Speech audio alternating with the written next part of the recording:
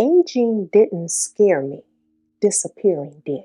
Ever wake up one day, look in the mirror, and go, is this it? This is aging? Like somehow you blinked and ended up with a body you don't fully recognize, with a closet full of clothes that don't feel like you anymore, and a to-do list that doesn't have one single one of your dreams on it. Yeah, me too. Somewhere between raising kids, surviving health challenges, and trying to keep everybody else afloat, I realized I wasn't living. I was slowly fading out. Then I came across this Swedish secret that challenged everything I thought I knew about midlife. The Swedish art of aging exuberantly. I like that word, exuberantly. It sounds classic, stylish, mature. Exuberantly. Anywho, this book is not about skincare, home decor, or divorcing ourselves from our family.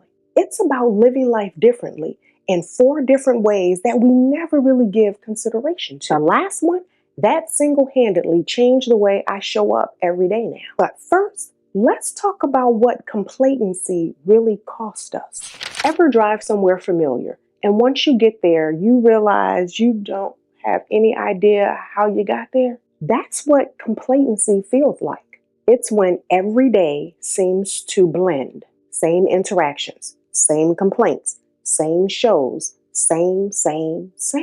You remember the movie Groundhog Day? Yes, that is what complacency can look like. Life becomes beige or gray, but muffled. It's as though someone has turned down the volume on your soul. Let me ask you, have you ever met a woman who's only 50-ish, yet she moves, talks, thinks like she's 90 years old, like she's given up? And then along the way, you see a woman in her 70s who has more spunk and spark than most 30-year-olds. What's the difference? It's not Botox, I'll tell you that. It's curiosity. Margareta Magnusson, the 80-something-year-old author of the book, The Swedish Art of Aging Exuberantly, says that curiosity is the key to vibrant aging, not lip or butt injections, just staying interested in life. We need curiosity. We need to keep asking ourselves, what new things can I try? That's legal and moral, mind you. But really, what if you allowed yourself to become a beginner again? How exciting that would be. The newness of everything. Now, we don't have to blow up our whole lives, divorce our spouses, or banish our family. We simply need to be willing to crack open one window and let a little bit of curiosity blow in. And watch how fast the air in your soul changes. Are you ready for that? Good. Because now we need to talk about something heavy. Okay, picture this. I'm standing downstairs in my home, surrounded by bins of stuff that I haven't used or looked at in years. You know, things like old jeans from my maybe one day pile. In all honesty, I really should break up with jeans. They've never done me right. In all my 54 years of life, never ever have they done me right. I should just break up with them. Inside these bins are my deepest thoughts, written on notebooks, kids' projects, and so much other stuff. As I'm sorting and separating everything, I heard this voice say, why are you keeping and carrying all of this stuff that you don't need or want? And you know, in that moment, I realized that it wasn't just about the stuff in the bin. It was about my life. Margareta says, the lighter your load, the freer your soul. You know, before reading her book, I thought aging meant carrying more responsibility, more roles, more should-haves. But aging well means learning what to lay down. Say that with me. Aging well means learning what to lay down. And my biggest declutter was putting a stop to the need to prove that I was on top of everything when sometimes I was just really on the couch, metaphorically speaking. So let me ask you, what are you willing to lay down? A belief?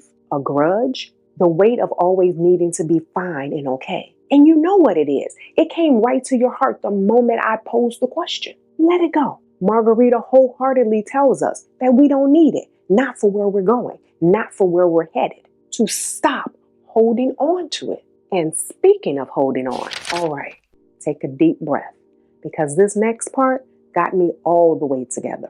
So I brought this gorgeous dress a few years back. Soft, flowy, The kind of dress that you would wear to a backyard wedding where they serve lemonade and fancy champagne glasses with jazz music playing in the background. That kind of dress. But I didn't have an event to go to, so I didn't wear it. I told myself I would get it, saving it for a special occasion. I was ready for it. You know what they say, stay ready so you don't have to get ready, right? That's what I thought I was doing. And I said that for like 2 years. You know what that dress did in those 2 years? Not a hot dog thing. It just hung in the closet looking beautiful while I showed up day in and day out in leggings, waiting for a moment that didn't come. Then I read this line, do the thing now. Don't wait. Joy doesn't come later. Joy comes when you let it. So now I'm wearing the dress. I'm putting on all the outfits every day. I've stopped waiting for the big moments. My very existence, that's a big moment. Sadly, we are trained, especially as women, that joy has to be earned, scheduled, justified. But what if joy doesn't need a reason? What if being alive today is enough? So say this out loud with me. Joy is not a reward. Joy is a practice. Joy is a choice. And an added bonus is when you start choosing joy, others will come along also. Now, not everyone will. Some will still save the good dishes, waiting for special occasions that may never come. But you're done waiting. So yes. But let's talk about the thing most people avoid. Death. No, wait, don't click off. Stay with me, because if you stay open to this part, this is where you really come alive. Okay, it's been a minute since I've talked about it. So a few years ago, I lost my father. I was in the room watching the nurses and the doctors work on him. And there I was when they stopped. When the words you only hear in movies, time of death, was spoken, I was quiet as the tears that were streaming down my face. I remember thinking, is this how it all ends? Not with a bang, but with a soft goodbye. And then came the part no one warns you about, the after. His older sister and I had the honor of going through his things. When I say honor, I mean that, because holding his belt, his hat, even all of the random receipts that we found in his jacket pocket, it was like flipping through the pages of a book that only I had the privilege of finishing. But his younger sister, she couldn't let go, or she had a harder time letting go. It seemed like she wanted to keep everything, even the broken things. The more we went through the cleaning process, I got it, because that stuff, it felt like him. Margarita's book helped me understand that we don't just fear death. We fear letting go of what made someone matter. Since that revelation, I now ask myself 2 questions regularly. 1, if I'm gone tomorrow, will this thing be a gift or a burden to my children? And 2, am I living a life that truly reflects what matters, or am I just keeping busy? And all of this may sound morbid, but it's not. It's mindful. Because when we know that time is limited, we stop wasting it on things that don't matter. You say the I love yous, I forgive you, make the trip, take the calls, show up fully in life, because every moment becomes sacred. I'd love to read in the comments the one thing you're choosing to let go of, or the one thing you're done waiting for. I'll see you next week. Until then, live life so that there is evidence of a life well lived.